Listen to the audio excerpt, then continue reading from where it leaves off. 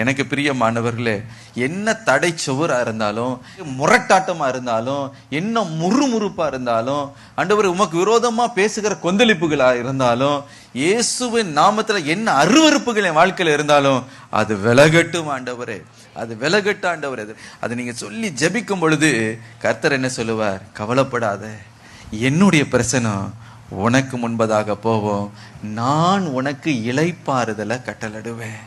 அந்த அற்புதத்தை பார்த்து உங்களுடைய இருதயத்தில் ஒரு இளைப்பாறுதல் உண்டாகும். அப்பா, ஆண்டவரே என்ன காப்பாத்திட்டீங்க, ஸ்தோத்திரம் ஆண்டவரே. ஆண்டவரே நான் பாஸ் பண்ண வச்சுட்டீங்க, ஸ்தோத்திரம் ஆண்டவரே. ஆண்டவரே இந்த வீசா கொடுத்துட்டீங்க, ஸ்தோத்திரம் ஆண்டவரே. ஆண்டவரே இந்த காரியத்துக்கு நீங்க வழி திறந்துட்டீங்க, நமக்கு நன்றி ஆண்டவர். சமாதானத்தை கொடுத்துட்டீங்கப்பா. அப்ப நீங்க சொல்லுவீங்க, என் ஆத்துமாவே இளைப்பாறுதலுக்கு திரும்ப, கர்த்தர் உனக்கு நன்மை செய்திருக்கிறார். அல்லேலூயா.